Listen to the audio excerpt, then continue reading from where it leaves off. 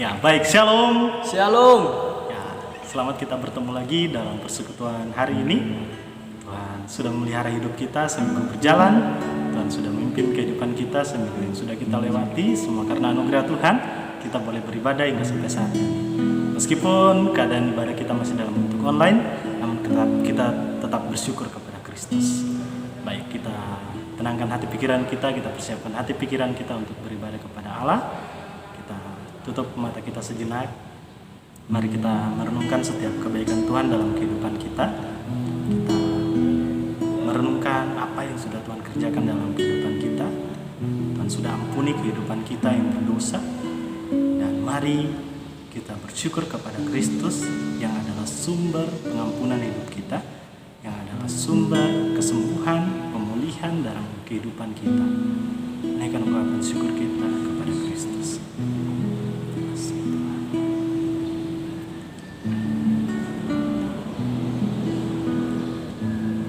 Kita nyanyikan pujian, bersyukur selalu bagi kasih.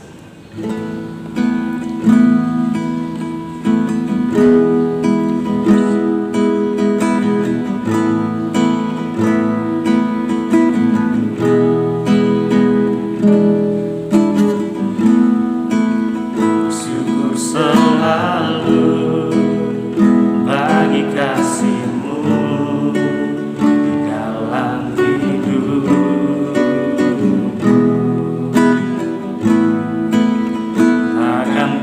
Ragu atas rencana-Mu masa depanku.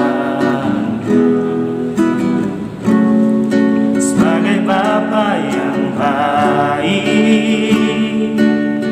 takkan pernah Kau melupakanku. Sebagai Bapa yang sangat baik, takkan pernah Kau meninggalkanku. Ku kan menari dan bersuka karena-Mu, oh Yesusku, dan ku kan minum air-Mu sebagai rusa rindu. Selalu ku hidup dalam-Mu dan hidup-Mu di dalam-Mu, oh Yesusku. Kau sangat ku cinta. Bersyukur selalu bagi kasih. Bersyukur selalu bagi kasih-Mu di dalam hidup. Takkan ku ragu, akan ku ragu atas rencana-Mu masa depan.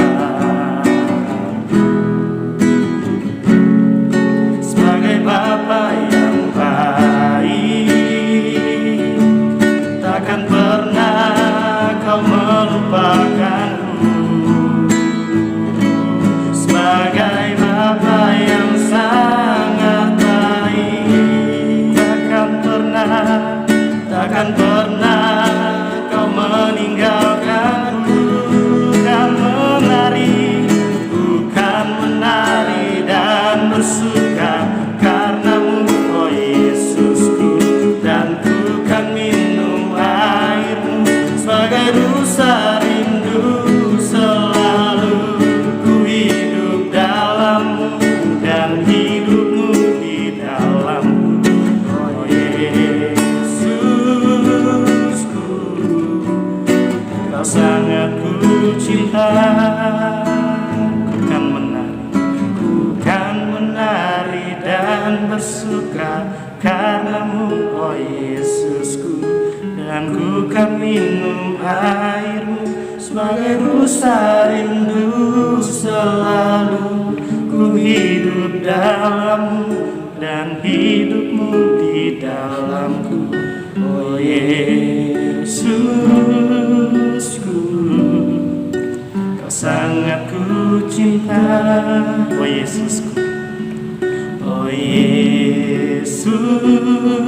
Yesusku, Kau sangat ku cinta. Kita berdoa. Terima kasih Tuhan untuk kasih setia Tuhan dalam kehidupan kami. Terima kasih karena Engkau masih memberikan kami nafas hidup hingga sampai saat ini. Terima kasih untuk kesempatan yang Tuhan berikan bagi kami untuk beribadah pada hari ini.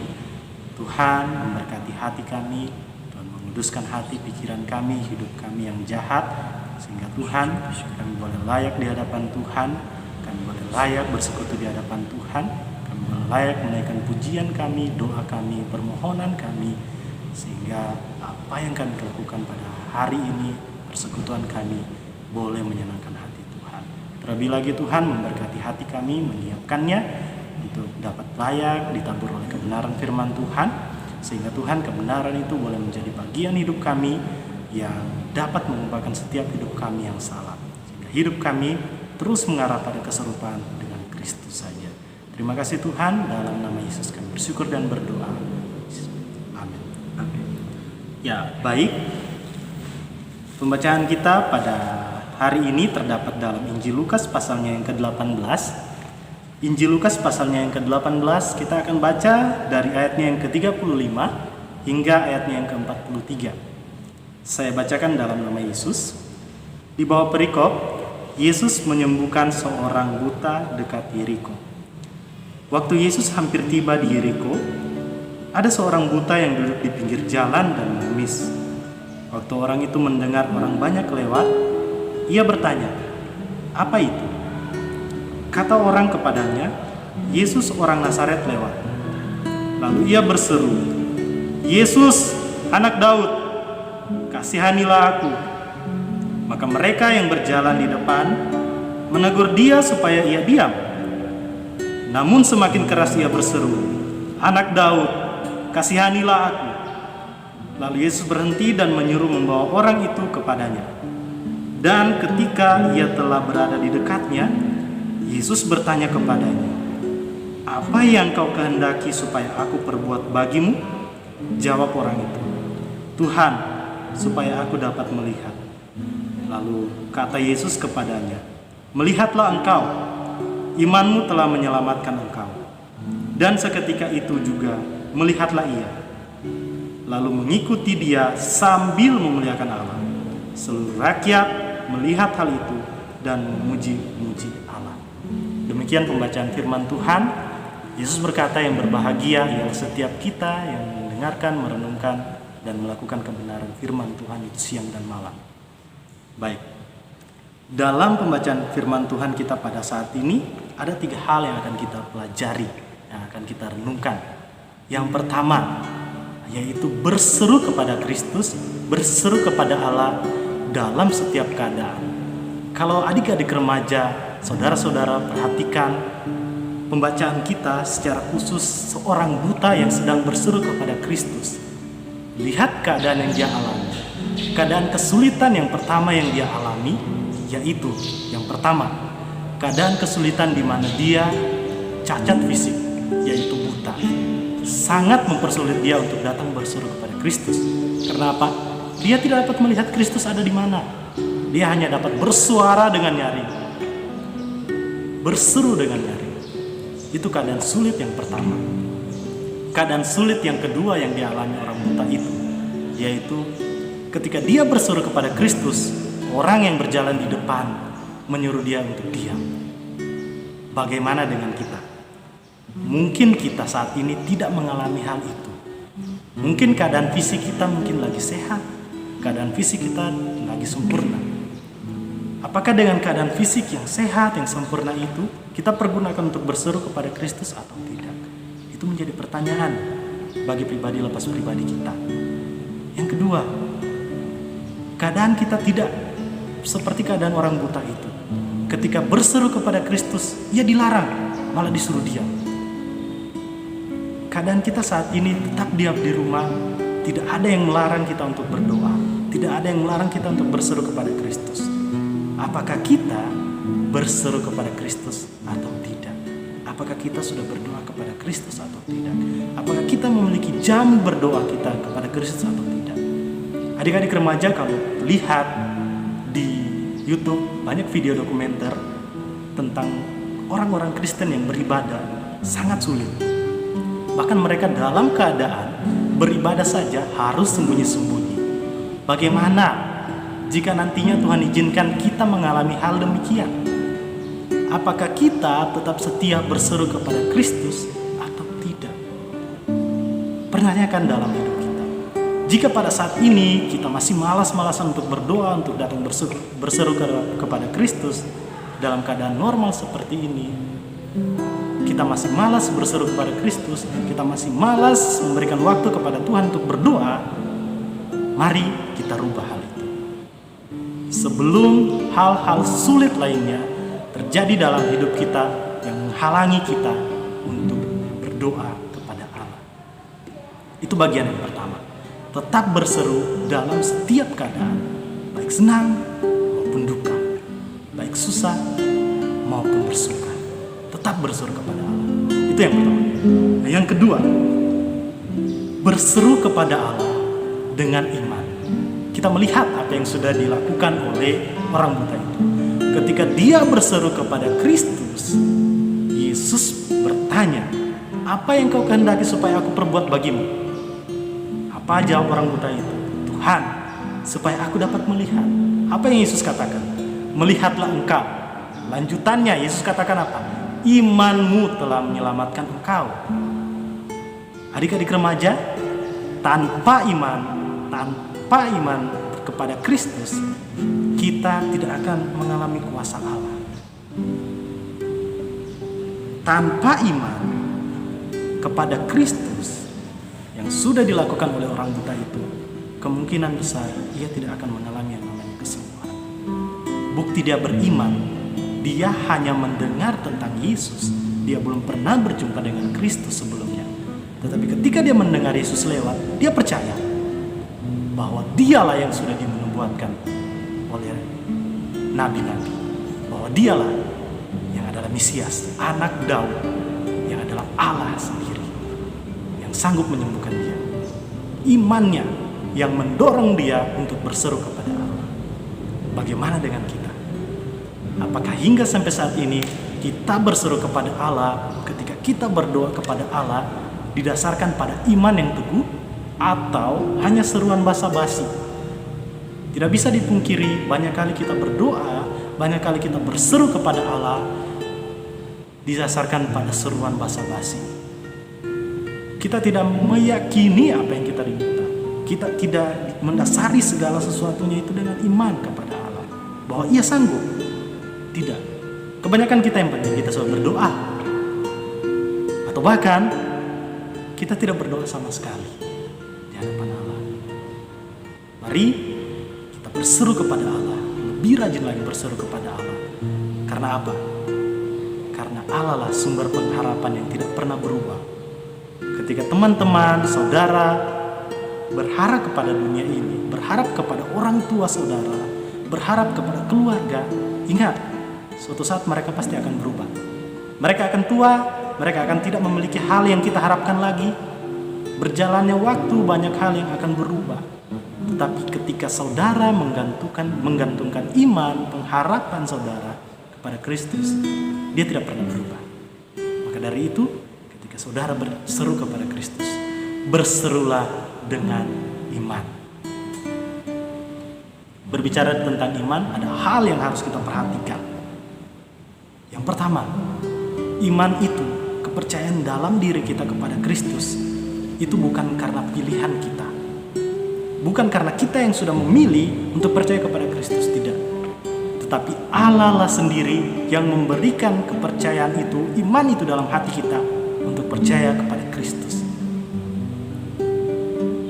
Ketika Yesus bertanya kepada murid-muridnya, "Menurut kalian, menurut kamu, siapakah aku ini?" Ada yang menjawab, "Yohanes Pembaptis." Kata orang, "Engkau adalah nabi." Itu adalah kata orang. Tetapi ada seorang murid yang menjawab, "Engkau adalah Mesias." Yesus berkata apa? "Tepat katamu." Yesus melanjutkan perkataannya, Allah lah yang memberikan itu dalam hatimu. Sehingga apa? Sehingga engkau memperkatakan itu. Artinya apa? Kepercayaan yang timbul dalam hati kita kepada Kristus bersumber dari Allah. Yang berikutnya, iman merupakan suatu aset yang sangat berharga dalam hidup kita. Kenapa saya katakan aset yang berharga? Karena yang pertama, iman itu pemberian dari Allah. Itu yang pertama. Yang kedua, iman dapat menyelamatkan hidup kita. Dalam Roma dikatakan, oleh iman kita diselamatkan. Dalam pembacaan kita dikatakan, melihatlah imanmu telah menyelamatkan engkau. Iman mengandung kuasa untuk memulihkan kehidupan kita. Karenanya iman merupakan aset yang sangat berharga dalam kehidupan kita. Jangan pernah jual iman kita kepada pasangan yang tidak sepadan. Mungkin adik-adik remaja pada saat ini sudah mulai coba-coba untuk pacaran. Kakak tidak menganjurkan hal itu. Tetapi kakak peringatkan satu hal. Jangan pernah coba-coba menjual imanmu kepada pasangan yang tidak sepadan. Adik-adik, kalau saat ini sedang membangun relasi dengan sesama adik-adik, namun tidak seiman, adik-adik sedang dalam proses, kalau saya mau katakan, negosiasi. Adik-adik sedang dalam proses negosiasi untuk menjual iman saudara. Hati-hati dengan bagian itu. Jangan jual iman kepada pasangan yang tidak sepadan. Kedua, jangan jual iman kepada dosa. Ingat satu hal, ketika adik-adik melakukan dosa yang sama terus-menerus secara berulang-ulang, satu hal yang akan terjadi, kemerosotan iman. Jika terus-menerus tidak mau meninggalkan dosa yang sama itu, yang akan terjadi, mati iman, kematian rohani. Jika iman kita sudah mati, artinya apa? Iman itu sia-sia, tidak ada gunanya. Iman itu tidak akan berbuah lagi. Karenanya pada saat ini, jika kita masih ditegur oleh kebenaran firman Tuhan, kita mulai jauh daripada Tuhan, kembalilah kepada Tuhan. Jika kita masih hidup, berarti Tuhan masih memberikan kita kesempatan untuk bertobat. Ketika kita sudah mati, kita tidak ada lagi kesempatan untuk bertobat. Karenanya, bertobatlah sesegera mungkin. Dan bagian yang terakhir, yaitu memuliakan Allah. Ketika orang buta itu mengalami mujizat, apa yang dia minta kepada Allah, Tuhan jawab melalui imannya. Apa yang dia lakukan? Lalu ia mengikuti dia, lalu ia mengikuti Yesus dan memuliakan Allah. Dan apa yang terjadi? Rakyat mengikuti ia sambil memuliakan Allah. Adakah kita seperti itu? Begitu banyak doa yang sudah Tuhan jawab dalam kehidupan kita. Bahkan doa yang tidak pernah kita minta sekalipun. Kita tidak pernah meminta nafas hidup. Kita tidak pernah meminta supaya tangan ini besok pagi tetap bergerak. Tidak. Tetapi Tuhan masih memberikan itu. Karenanya, pergunakanlah setiap itu untuk memuliakan Allah. Sehingga apa? Bukan hanya saudara yang memuliakan Allah nantinya. Ketika hidup saudara sungguh-sungguh di hadapan Allah, orang tua saudara, keluarga saudara akan merasakan, mengalami kuasa itu. Sehingga apa? Keluarga kita adalah menjadi keluarga yang memuliakan Allah. Akan berdampak kalau kita berubah. Tapi kalau kita tidak berubah, dampak negatif pun yang akan terjadi. Dan nasihat terakhir untuk adik-adik remaja, saya kutip kalimat ini dari seorang pendeta yang saya kagumi. Kalimatnya berbunyi begini: karakter buruk jika kita pelihara, jika kita tidak lepaskan, jika kita tidak tinggalkan, akan berdampak buruk bagi masa depan dan masa kini. Karakter buruk itu, jika kita tidak tinggalkan, akan berdampak buruk bagi masa depan kita, bagi masa kini kita, bagi jasmani hidup kita, apalagi rohani kita. Karenanya, mari adik-adik remaja, tinggalkan karakter buruk kita. Supaya apa? Kita terus menuju pada keserupaan dengan Kristus, sehingga hidup kita terus menuju pada kesempurnaan yang Tuhan kehendaki untuk kita kerjakan selama kita dipercayakan untuk hidup di dunia ini. Amin untuk kebenaran firman Tuhan. Untuk doa syafaat, saya serahkan kepada hambanya, Kak.